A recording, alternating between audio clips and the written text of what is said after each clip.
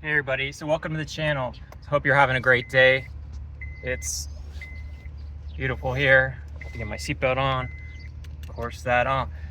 But yeah, I hope you guys are having a great day. The market has rallied some here, and I think all indexes are up. I think a lot of it has to do with of course, these tariffs and all that talk. It seems to be lessening, dampering down as far as that goes, and so it's a good day. So whoever was investing, caught this dip. Uh, they're kind of celebrating the last couple of days, and I am too as well. And you got to think about, when you buy like certain funds and ETFs, you think like, I was thinking like bonds and everything like that. You're going to get the most income and all that stuff. But I think one thing to consider is like really investing, dollar cost averaging into the S&P. That's what I'm doing. And I did buy the dip. I did make some lump sums, a bunch of lump sums. So I got a great deal when it dropped 10%. But my whole kind of point is well, you think like all the income and all, like maybe you want some safety and all, that's great.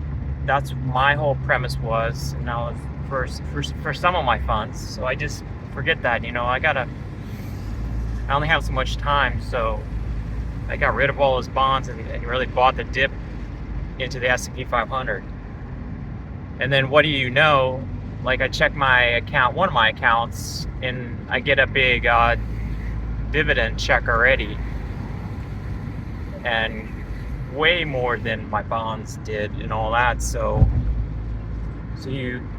it's good to take some risk, buy these dips like I did, and then also don't forget, like S&P 500, a lot of them, they do pay out a nice dividend because they're the 500 best companies. A lot of, even like Apple and everybody else, they all have a dividend, so you're not really like foregoing income when you're buying the S&P 500. You're getting a nice dividend chunk there. So I got a nice chunk early, even like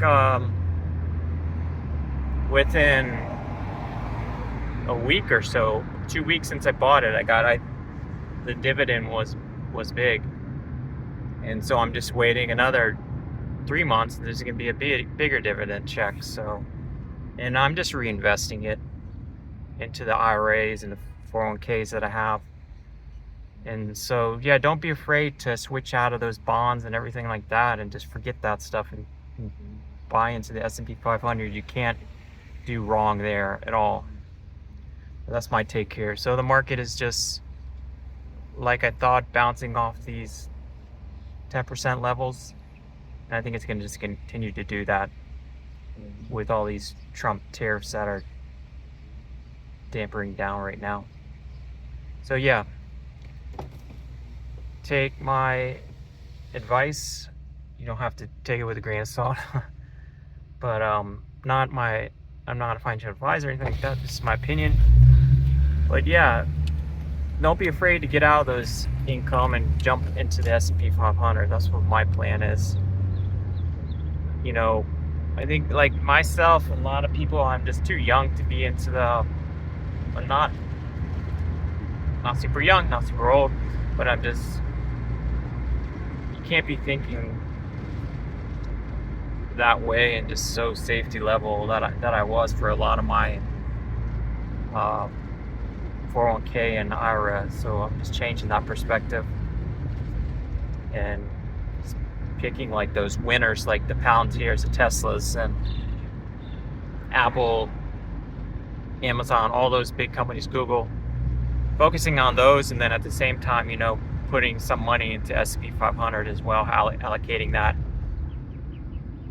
I still have some bonds in another account. I might reconsider just getting out of those, but I'm just DCAing with that money into the S&P 500 every month for the time being, which I'm okay with.